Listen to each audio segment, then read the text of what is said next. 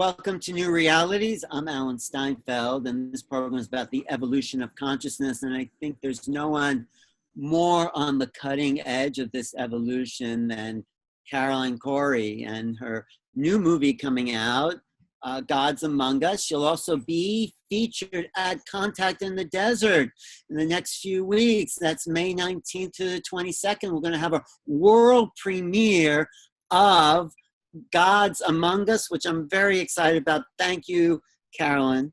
Thanks for having me, Alan. It's very, very exciting. Yes. Yes. Oh, actually, we'll also be doing a talk in Los Angeles on May 17th at the Rama Institute. Yes. But what I'd love to talk to you today about is your whole idea of grid, the understanding, because lots of people have these ideas of grid and grid networks, and no one really has grounded it in a sort of science the way I see your work is. It's a metaphysical science you've created, and I think it's really brilliant. And so let's talk about your approach to what is the grid of creation, the grid of the earth, and how do you call it? Yes.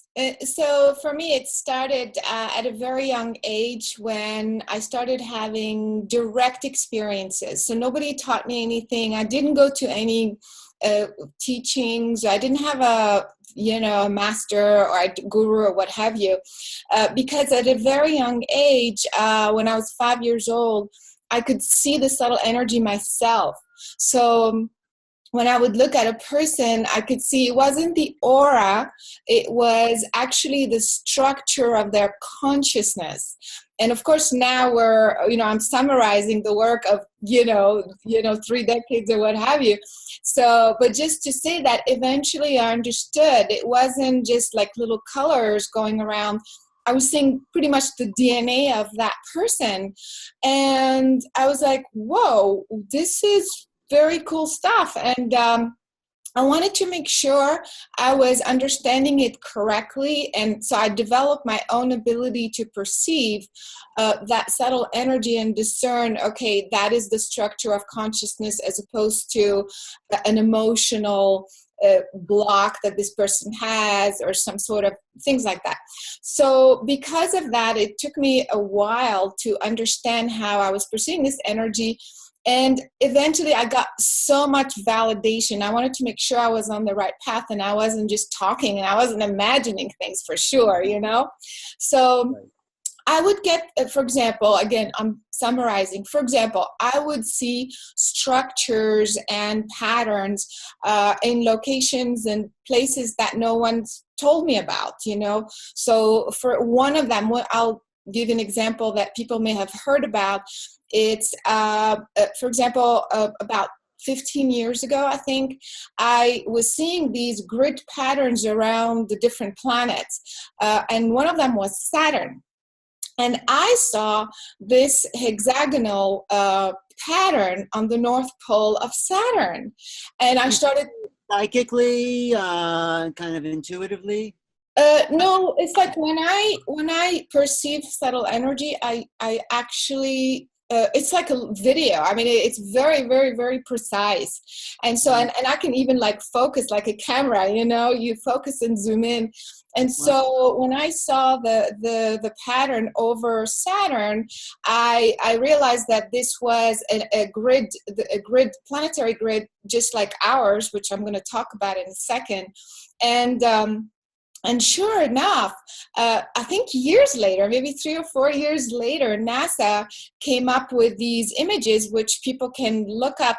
I think what mission was it? But anyway, it's on NASA, websites that they discovered this hexagon on the North Pole, and of course, they think it's some weather pattern or something like that.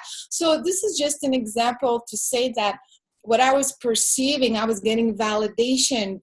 And there's on and on and on and on. So I knew I was on the right track. I've heard people talk about that strange grid pattern on the North Pole of Saturn. Yeah. And so that validated what I was seeing even prior to that. And again, this is just one example, but it goes on and on. And so I kind of knew that around the Earth was a specific grid system, a type of grid system. And so I could see that when I sat across someone, there was between me and that person a pattern. I mean, it was like a web, like a little bit like a spider web, but a little different. It was more like triangles. And so, but then when you look at bigger distances, the patterns were more complex and wider. And I could see that those patterns were actually an extension of the physical matter itself. It wasn't, it wasn't like here's the body and here's this other thing. It was more of an extension, so that the geometry of matter itself kind of extended into that larger geometric pattern, and so it makes a lot of sense. I was like, okay, so we are geometric patterns. The physical body is a geometric pattern. It can't be floating around in like nothing. You know what I mean? You're saying because we're a geometric matrix, it has to be attached to a bigger matrix. Exactly. And so that, at a long time ago, I could see that and discern that. And eventually I saw that those patterns were coherent with not just the physical body structure and pattern, but with the physical brain as well. So eventually, fast forward, I basically was able to figure out, if you will, or even draw even the algorithm of that larger structure. And it's basically... How were you able to determine the dimensions and the algorithm of the larger structure? Exactly. So because I saw that it was pretty much an extension of anything that's matter, anything that's the human body. For example, I started with the Earth because it's a planet, it's the grid of the planet within which we exist. I mean, the human body exists. And so what happened was I started with the geometry of the planet itself. And, you don't start with the geometric pattern, because where did this geometry come from? The tetrahedron, where did it come from? You always start with the force that creates pattern, that brings geometry together, that brings shape together. And that is what I call 0 point. It's like the first, if you will, like a black hole, like a massive... All creation localized matter energy. Exactly. So that matter and it's localized, right? Yes. And so you start with that force, and which is, again, let's imagine, for those who are listening, maybe a black hole of some sort, but it has a gravitational pull. So from that force, if you imagine that is the core of the planet, and the matter, the way the planet itself starts to get created is by pulling these first shape together. The first shape is the tetrahedron. I think many people have already got that far. Solids. We don't have to re-educate people in the basic sacred geometric form. Exactly. The tetrahedron, the three-sided shape, is what they say the basic form. Yes. Yeah, exactly. And from that, you have to pull not just one, but you have to pull 8 in order for the first structure to be stable, if you will. And those 8 tetrahedra are the vector equilibrium that also many people talk about. Is this also a Sri Yantra as well? Would it also form that, or no? In 2-dimensional form? Not yet. So that is... Tetrahedrons is a vector equilibrium. Yes, 8 tetrahedra is a vector equilibrium. So now we have an actual structure. In fact, I can show you maybe some images. And so maybe I can just show you a couple images, because that way people can just, visualize. Let me see if I can share screen real quick. Okay. So the vector equilibrium, I'm not exactly sure what that means, but This is the vector equilibrium. You see, this is a tetrahedron. Do you see my screen? And then when you point 8 of them inwards around the center, this is the vector equilibrium. And if you notice, you start to see squares and triangles as well, if you notice. So you see it's starting to kind of give way, for other shapes, if you will. Why is that? So you have the tetrahedron and 8, the vector equilibrium. What is so important about that? Well, it's kind of like to complete. If you put 2 tetrahedra, it's not stable. How many does it take for it to be one structure? It takes 8. You see? And the purpose of the vector equilibrium in nature or is for what reason? Well, like I said, it's like the base of you. How do you maintain a solid structure together? If you have one side that's off, and you know what I mean, like it has to always be pulled towards a center. Some people have created the flower of life, for example, pattern by stacking up tetrahedra, but that doesn't make sense, because what is up and down? There is no up and down or left or right. There is an in and out, and the in is the gravitational point that's holding the matter together. So that's why the shapes have to come together and be held together by the central point. And if you're starting with the tetrahedra, it's going to take 8 of them to create that first base. We can say the vector equilibrium is the foundation for the matrix design, or the correct. Okay. So what happens is that some things start to happen, because since creating more and more and more pattern, to me anyway, that's a huge discovery that I have made a long time ago. Starts always at a 0 point, a gravitational point. So now look at this. Now you have all these points, these vertex points that are showing up. These vertex points are potential gravitational point for another layer. Does that make sense? So yeah, but does this vector equilibrium, is this what's the name of that shape it makes when you have 8 together? Is this a hexagon? That's the vector equilibrium. That's the vector equilibrium. So what happens is that you then always go back to the 0 point, the vertex point that are now potential for another structure and another structure. So you take this point right here and you add on to it an entire structure, an entire vector equilibrium. So what this means is that you start with 1 point, and now you have 12 points that are potential for these structures. And before you know it, this structure starts to grow and grow and grow and grow. And that's how, that's how the overall structure starts to come together.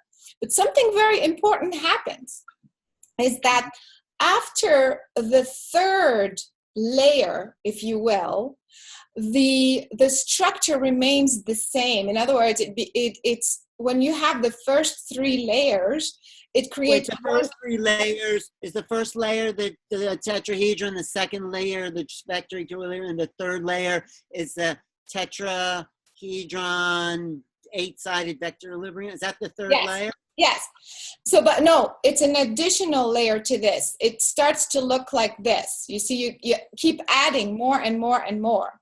You see, and once you get to 3 layers, something very interesting starts to happen that becomes a template, and there's a mathematical coherence with all future layers. It's kind of like the template that people call the flower of life, which is the base that you can find over and over. So that's what happens in the same way.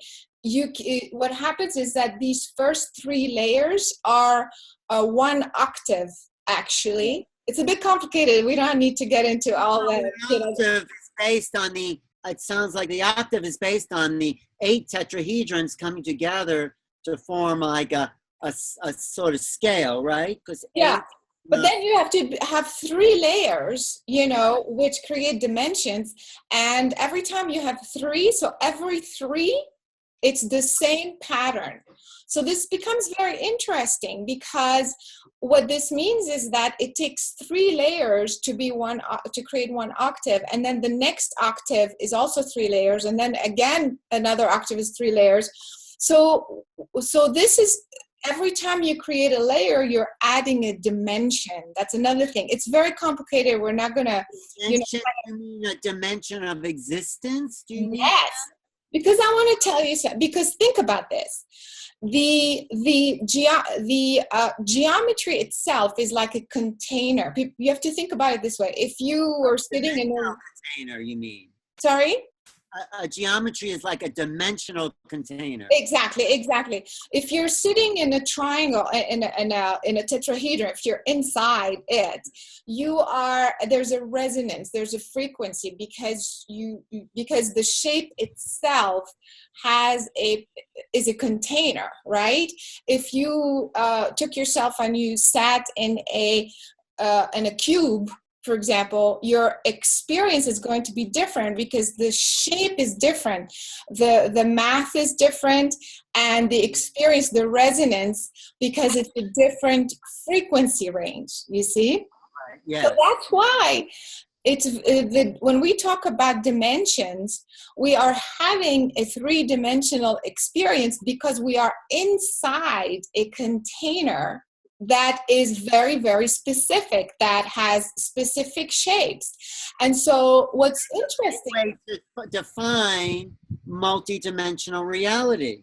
Exactly. So what we as we were creating these layers and dimensions and things like that, you can also, just to give a quick example, we know that if I were to, let's say, a musical instrument, for example, if I took a trumpet and I blew air through it, it's going to sound a certain way. Therefore, it's a certain frequency, but I'm still blowing air, right, in it. And if I take a trombone, for example, and I blew the same air, it's going to sound different, meaning it has a different frequency.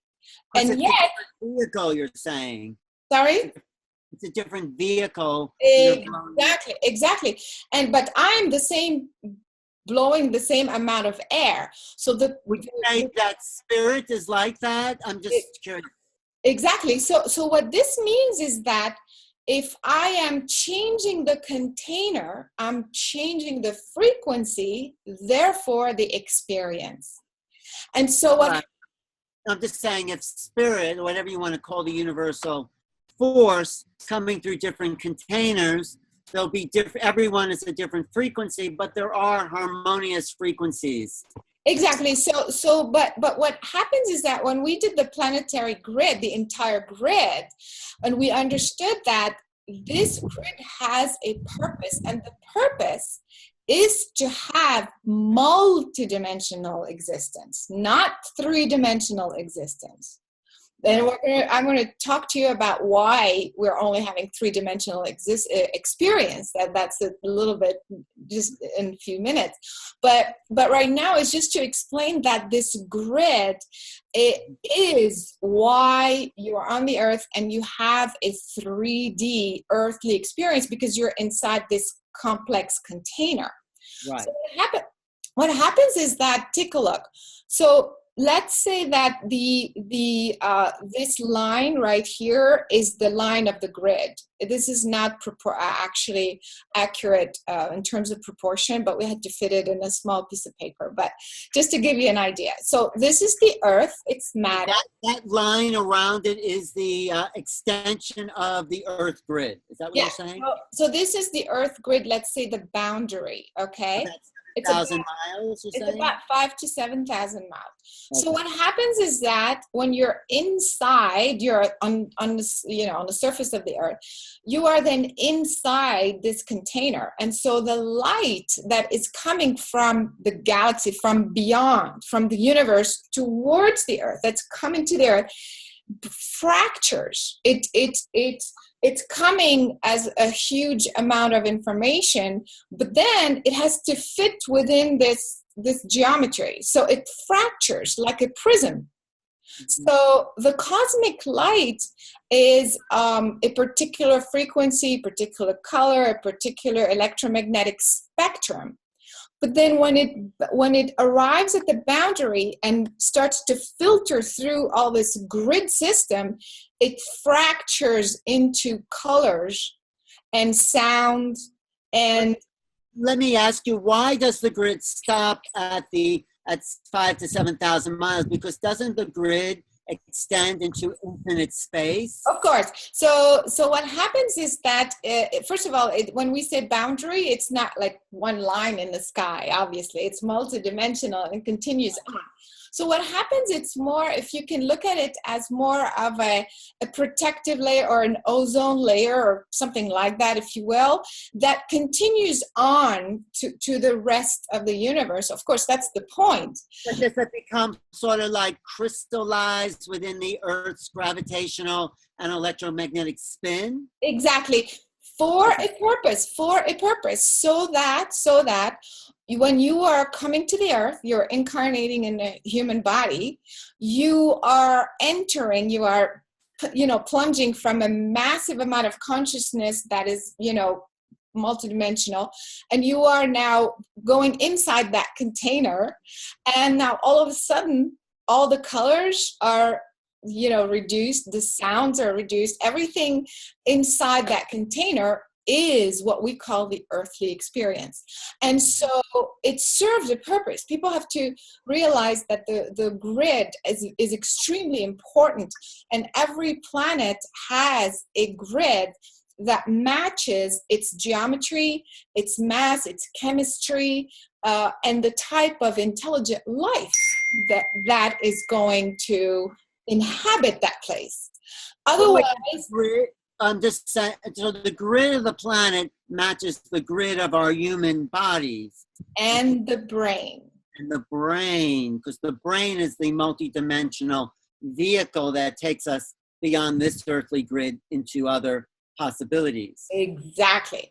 So that's the reason why if you went to Mars, for example, there would be another grid that fits Mars, that fits the size of Mars, that fits the atmosphere, the chemistry, the electricity, the electromagnetism, whatever, and fits the Martian brain, so that when you are on Mars, you have that Martian experience that is different than the earthly experience, that's different than Saturn, that's different. Is that why it's so difficult to stay present in the face of other ETs, because of their brain grid frequency is not harmonious with ours? I mean, I'm talking about the low-level ETs that are pretty physical, so we can't stay. So it also creates fear because we don't know what to do with these other ET life forms because they don't match our frequency, and we're so used to beings and even animals matching our frequency, we know how to deal with them. But when we meet a being whose grid brain work is so different, we sort of panic. We're just traumatized. Exactly. And so that's why it takes some adjustment to do when you decide to incarnate as a human, starting from limitless experience to a very defined 3D, and there's more to the grid, I'm going to show you in a second, how you have an experience of time space on the earth, how you have an experience of linear time, how you have the experience of communicating with that brain. All of this is extremely sophisticated. It's not like, oh, we're born in as a baby and woof, there you go. It's a sophisticated creation of an intelligent species that fits within a container that's extremely sophisticated. We're going to show some images of that. Let me just ask you before we get there, I'm just curious about dolphins and whales who have very sophisticated brains that exist within a similar grid, but also they're probably much more connected to their multidimensional awareness. Exactly. And so also as a side note, autistic children, again, I'm not generalizing. I mean, of course, not every single autistic person, but a lot of autistic children come in and their brains are not tuned into this grid. They're tuned into another grid. So you're looking at them and trying to communicate with them, and they're like, they don't want to talk because their brain is not within this container. It's with another container, which is usually the ones that I've worked with are galactic frequencies. So it's like a different frequency range. So their brain is not responding. The reason why everybody on the earth, we look at each other and we understand, even we speak a different language, but we get each other because we're all tuned in, the human brain, to that same container, which is a frequency range. That same grid, all human brains are sort of in resonance with each other, let's say, because we're all part of the same grid structure. Yes. Exactly. And so this becomes a very important concept, because think about this. You don't just create a planet and you send a bunch of, intelligent beings and hope that they flourish. You create a planet with in mind a specific type of species that's going to inhabit it with a specific type of brain. So that, and if every planet is this way and all the planets are then connected by a bigger grid system that keeps it all connected, and then each galaxy is connected to a larger structure. Now you have a hologram of planets and stars, and that is all perfectly connected, so that no matter where that intelligent species is within the universe, if you are down all the way down on planet Earth or somewhere else in Andromeda, whatever, you are having the human experience or the Andromedan experience because of your brain.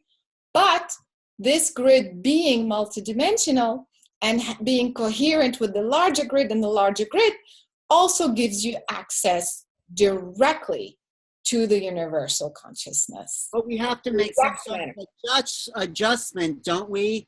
Because this grid is something we're not used to. So we have to do some kind of frequency adjustment in order to understand these different grids of creation. How do we do that? Well, actually, it's the only adjustment we have to make is because we are not told this, we are not taught this information. We're taught that, hey, if you don't see it, it's not there. Stop, talking to invisible people. I mean, so we are shutting off the ability to tap into these other realities. But in fact, you are on the earth, you are supposed to, in fact, your brain, like I said, your brain from the get-go, you don't have 10% capacity and then 20%, then 30%. Like, you don't increase linearly. It doesn't work this way.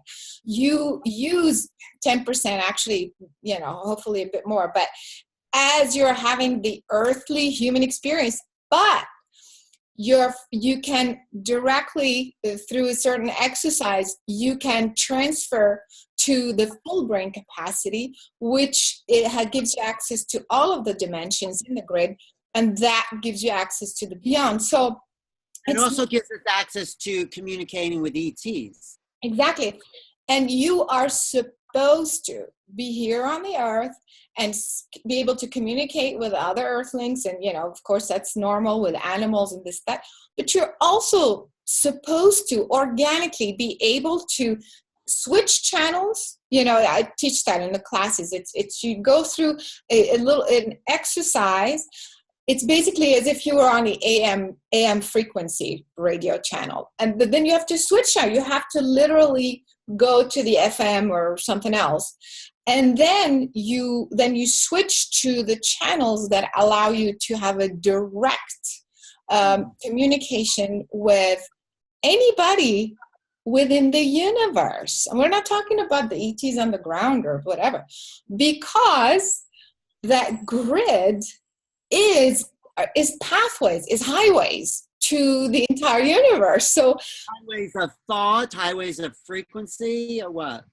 no, they're pathways. We can show some images where there are openings and alignments to all the different planets within this galaxy, and then from this galaxy to other galaxies, and from other galaxies to the universe.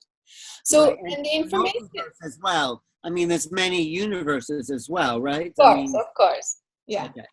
So the idea is also when information comes from the universe, wherever it may come from, it doesn't matter. It could come from another galaxy or another even universe. It's coming using that web system, again, super sophisticated, also through different laws, but we're not going to get there today. But so that using these cosmic webs, they can be broadcast instantaneously throughout the universe, whether you're a tiny little person on the Earth or some other dude on Mars or on Andromeda, whatever. Everybody hears and gets the same information. So it's got that for a second. Yeah, no, I just also want to absorb the other part. These grid or these lines, they're instantaneous communication, not like you have to go it is from point A to point B, but it's an instantaneous movement. It's not like you have to take time to go across. Because I can show you some images now, because the intersecting point of all the grid lines are 0 points. I call them 0 points, but they're like mini black holes. Or if people want to look at it this way, it's like a portal. And so there are 3 grid structures within one larger structure. And one of the grid structure is the communication grid system. And so there's 3 communication. The one that's hexagonal, the one that's based on the tetrahedron, is the one that gives you the impression that you are existing through time-space. That it gives you that sense of direction. It gives you that sense of time, linear time. There's another grid which has a different shape, because all of these shapes are within each other, as I showed you. The more you build one layer over one layer over one layer, you now have these 3 grids within that one bigger structure. And why you say there are 3 grids? Couldn't they be all the same grid with different facilities or possibilities for mechanisms? Yeah. You know? So there. I mean, it's the same grid, but it's like, like 3 systems that are all coherent within one. 3 different. We're breaking it down. Yeah, exactly. For people to realize that it's not just one thing that does everything. Because you asked me the question, do you go from point A to point B? Well, the cube octahedron grid, that's part of the whole grid, is the one that allows you to teleport, to transfer your physical body from point A to point B. How do you think you incarnate? I mean, like, where do you come from to take on a body? You come from somewhere. So how did you transfer that consciousness into the body? Like, you don't just like, poof, you appear above the baby that's going to be born, above the mother. Like, where did it come from? There are universal laws. This is not magic. It's not, You're giving us the laws of incarnation, which is amazing. Because this grid is the fabric of creation itself. It explains pretty much everything we are asking about. It's the most, to me, is super logical, and it makes sense. And so another grid system, another structure within that larger structure has an octahedron base, and that is the communication grid, meaning it's the internet, if you will. So if I am transferring thoughts to you, and I'm here and you're in New York, and telepathic communication or intuition, when mothers sense that their kid is going through something or whatever, that thought spark, signal, if you will, travel, it was broadcast, but it's an actual spark of electricity. Actually, it looks like that. That's using octahedron patterns within the greater grid to communicate telepathy. Exactly, and that octahedron pattern has intersecting points. So those intersecting lines are 0 points. They're like tiny little black holes. So all of these. Oh, wait, I'm sorry. Just not, because I want to keep up with your definition, because I know it's all, you've really figured out, but I want to just take step by step in a way. So the 0 points inside each of these intersections are all connected to each other instantaneously because it's the 0 point. Because because of resonance. This means that, 0 point, yes.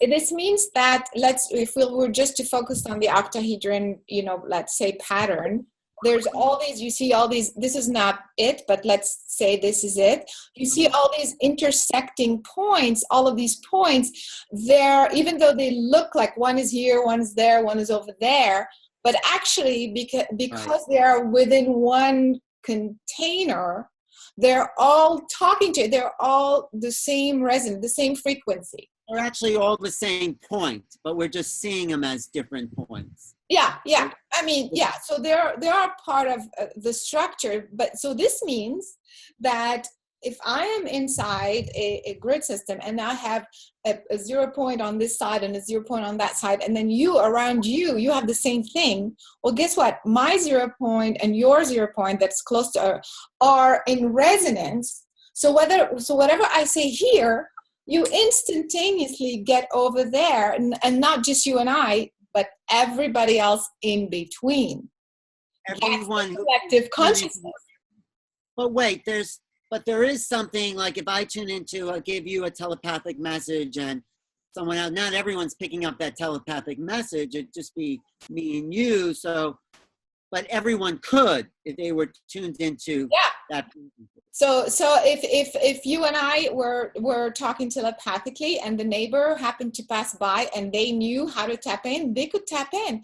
There is no secrecy, folks. This is open source, because the cosmic intelligence broadcasts to the universe the same message to all of intelligent life. There's no, I'm going to just tell you and make sure we not tell them. This is separation.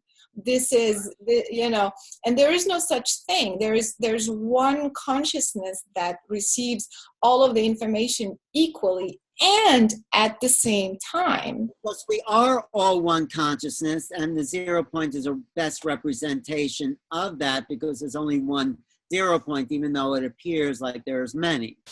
Right, exactly. So now you realize this becomes a very sophisticated creation that, if you want to transport yourself from somewhere into a human body or from one point on the planet to, and if I want to teleport to you right now, well, I mean, I wouldn't do it live on camera, but that would be great if you could. I'm going to talk about that because people are like, well, how does that work? And let me just ask you, have you actually Yeah. Okay. So I'm gonna tell you the problem, the thing. So what happened is that when you want to actually teleport an actual physical body, not consciousness. Consciousness can travel through the communication grid, through the time space grid, and be anywhere out of body or in a different way. But when you're transporting an actual physical material that is not contained within a spaceship or some sort of material vehicle, you can actually, but what happens is that you have to, the particles of your physical body have to deassemble, if you will. Like they have to you have to change your frequency. First of all, you have to know how to do that. So the frequency of the physical body needs to be increased to a point that it kind of like starts to break up, if you will. And once you are there, you are part of an electromagnetic, like a chute, if you will. Like it just like you know, so you become almost, you use the electromagnetism of the black holes. Now you have to be inside a black hole to do that. You can't, like the communication, the telepathic communication, I could be sitting here and the black hole is over there, and I can send you a telepathic message. But if I want to transport myself, I have to be inside it, like a, you know. So how do you know where to materialize again? How do you set your destination? Exactly. Well, it's all through consciousness, but here's the problem.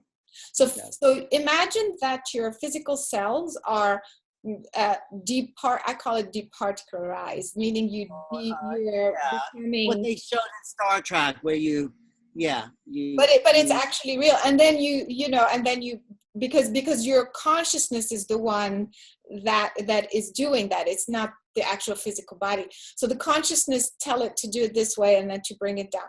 But here's the problem, like I said, because you are now making your physical cells, which are actual particles of energy, be subject to the electromagnetism of the actual grid lines. Right. What happens is that the grid, which a little bit of a side note, the grid of the Earth was dismantled and interfered with. It was broken up and interfered with by other entities. That's why we see the reality on the Earth now, because they created holes and blockages in that grid system. And we said earlier that the physical brain is coherent with that, and so our physical brain is coherent with the dismantled grid. So this is why, of course, get into addictive behaviors, because there's no space for its continuity within the total universal grid that we really should be aligned with. Now, did the archons do this? I mean, not that. Who did this to us? Okay, so that's like happened 250 years ago, 250,000 years ago. So, this is from, other entities that were exploring the galaxy and this planet, actually. And they started, kind of experimenting with this. Did you tell me that the grid was just rebuilt? Yeah. So what happened is, just to follow this for people who are listening to this for the first time. So imagine, like I said, so you are here on the Earth and your brain is supposed to be coherent with this grid system that then is coherent with the universe. So then you are communicating directly with the entire universe. But if some guy, again, simplifying, comes and stands over here and blocks an entire area right above your head and creates a hole, an actual hole, it's broken. Well, the corresponding part in your brain, because your brain has the exact same structure, it has the 3 grids, it has the same. Well, the part in your brain doesn't have access because there's a big hole in the road, if you will. Well, if I put a bunch of holes all around the planet, now I have pretty much affected everyone on the planet. And so you do that a year after another, hundreds of years and thousands of years and 250,000 every incarnation as well. So we get in the habit of thinking like have these holes in our grids. Anyway, go ahead. Exactly, yeah. So that's the reason why humans, one generation after another, is now born within that reality that's full of holes, that is disconnected from the universal consciousness. Well, after hundreds and thousands of generations, you get what you have on the Earth now. So that is the reason why it's extremely dangerous to travel through that grid, because the highway that is supposed to lead you from here to Saturn in one shot is blocked off, and so you're kind of being like detour, if you will. Again, we're simplifying. You're all of a sudden you're finding yourself, you're supposed to be your particles. Sometimes even you could have one arm stuck in one place and the rest of you somewhere else. Think about that. So it's extremely dangerous. So, but now that the grid has been rebuilt, yeah, go ahead. So what happened is that, and that's the reason why, and I hope a lot of people will relate to that, because since the year 2000, actually since 2000 years ago, and since the year 2000, the main work that is being done is that is being assisted by, let's say, the universal consciousness and those beings, is to create a new grid. Because like I said, the grid holds the species together. The grid connects the species to the universe. And so that grid has been rebuilt. So it's not the one that was broken, but it was too damaged. It was just too damaged for it to try to stitch it together. We are now free to teleport. So I just want you to tell people that it's okay to teleport again. Well, no, not yet, because the thing is, what happened is that there's a new grid, but the problem is there's the new grid and the old grid. So they're on top of each other. The old grid has not dissolved. So we are still, kind of seeing the two separating. So if you're still trying to, use that, it's still not quite time yet, but soon, coming soon. Tell me when you get the green light to go ahead. I will for sure. But that also explains a lot of why also many generations and people have reincarnated over and over and have not been able to leave the planet, because you're supposed to finish your reincarnation cycle and leave and get on and go to another planetary experience or another galaxy. So now you have these. I'm sorry, but I'm just curious about you. Did you come from outside? I mean, your previous incarnation was from outside this grid in order to help us and people prepare for the new grid. Tell me a little bit about your incarnational cycle. Oh, okay. So it's a little complicated, but I actually came from another universe kind of thing. So that I came kind of knowing about this and kind of knowing what I'm supposed to do about this. And so that's why I understand this. I have this information in that way, but people need to realize that you need to rebuild a grid for an entire species. You are working on many different levels. So I'm working, for example, with other beings who are in human form doing something slightly different, but for that purpose. But there's also the energies and the consciousness that I came from and that, that are doing, their share on this level, at the boundary level and at the galactic level and on the universal level. So it's complex, but that's kind of part of, I get it. So let's go back to this whole grid network then, because now I understand a lot more this second time through it with you. And I think people listening, watching will have to some of these terms and this understanding, because this does explain so much to me that I've always wondered about. So yes, go ahead.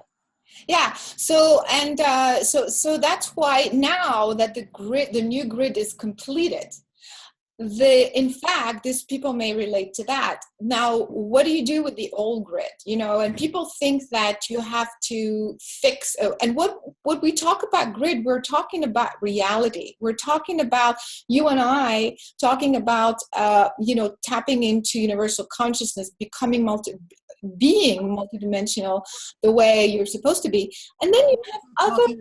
the way the brain works, and if old people with the old grid is still attached to that, they're holding the old grid in shape through their addictions and their upset, whatever it is that is part of that broken grid, because most people are really identified with that. That's why it seems like the grid is still there, because we got stuck with it.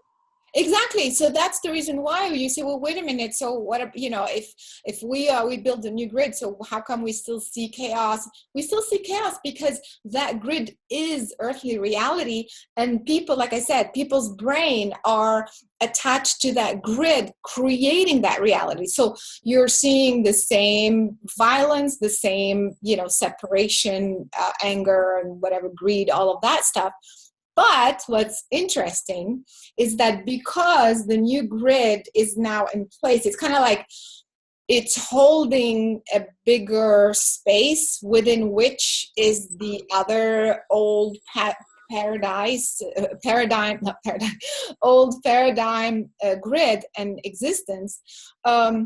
It's kind of like if you're bombarding a virus with oxygen, pure oxygen, eventually that virus is like suffocates. It's kind of like self-destructs. You don't do anything. You're just holding the space. You're just bringing that pure consciousness. That's what the new grid is doing, so that there's nothing to do, really. I mean, the old grid is unattached to your, try to disconnect from the, the things that locked us in. Exactly. So that's why, that explains why some people are still stuck there, because the reality is still there. But what's also happening, you're going to start noticing that big chunks of that old reality are going to start to collapse. It's going to collapse on itself. And that's kind of the things we're starting to see, maybe politically, economically, we're starting to see all of these patterns that were there forever, kind of dug underneath, this on a subconscious level. They're all coming up.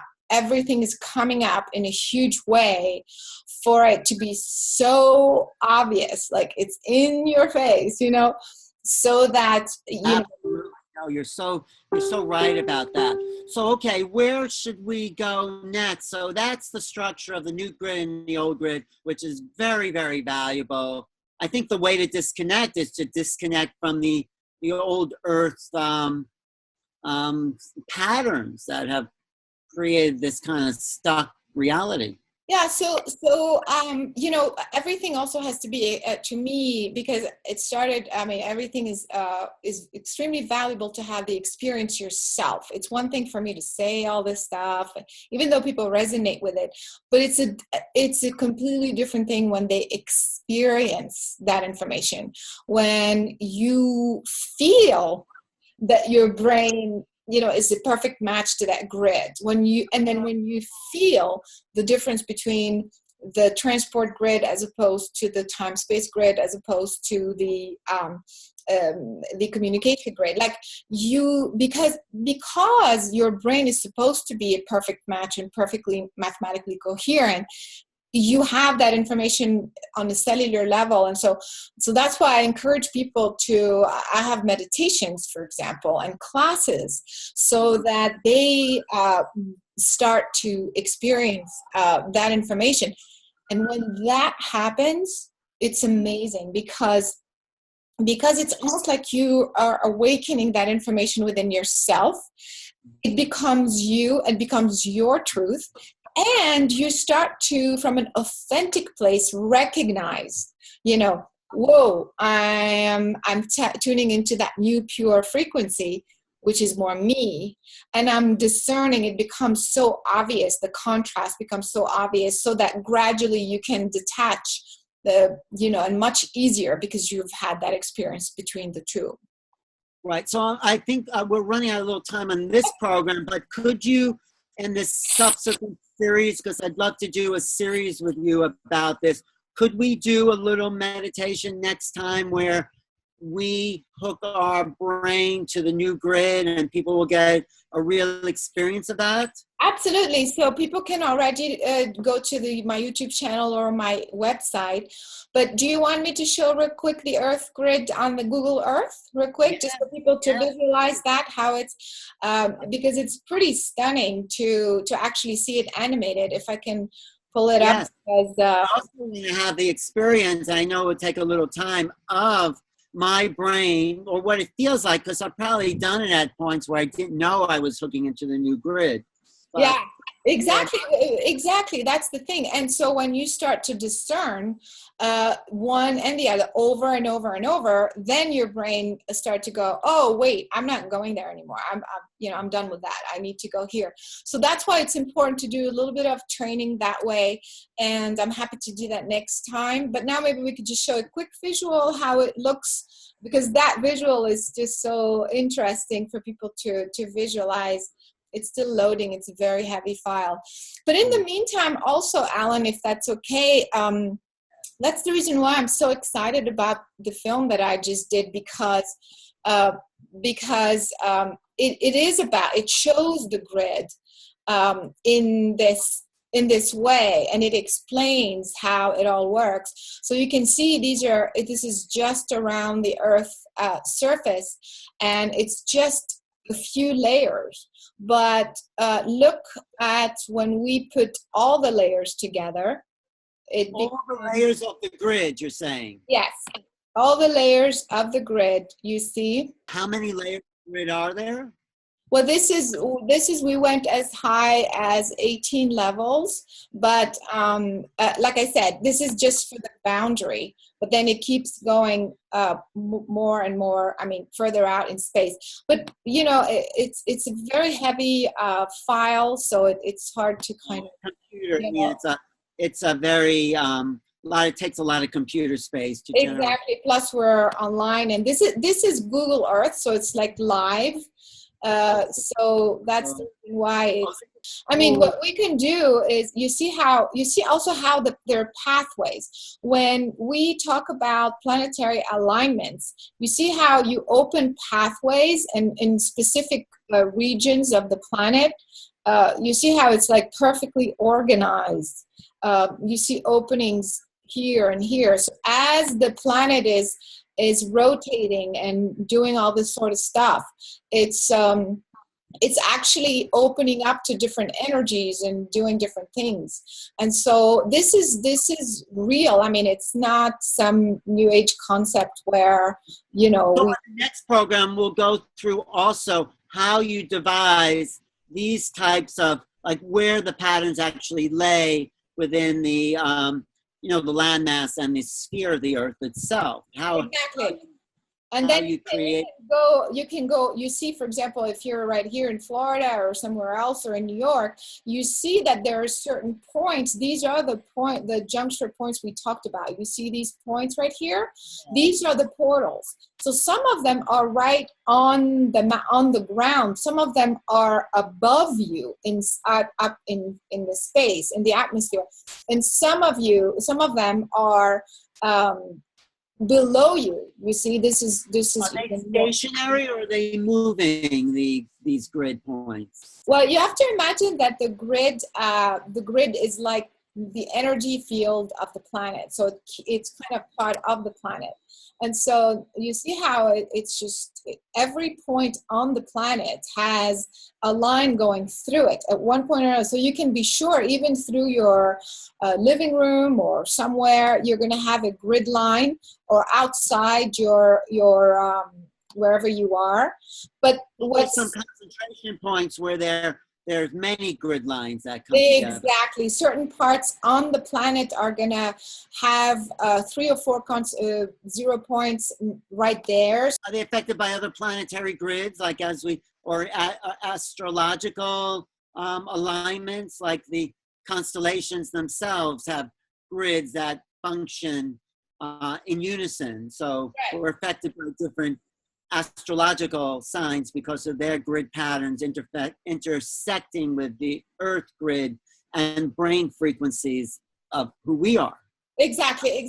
And also for people to realize that, so there are 12 points that take you directly to another planet and then to the galaxy. So people need to realize that. But also, sometimes the point is right on the surface, but sometimes it's right above you. You can see how it's not really on the surface of the planet. So you could be in a vortex space, but the actual portal or the 0 point, if we were to plunge, look, if we go, you're on the ground and you look up, it's really cool. And so some of these points are above you, up in space, and that's where you see the UFOs.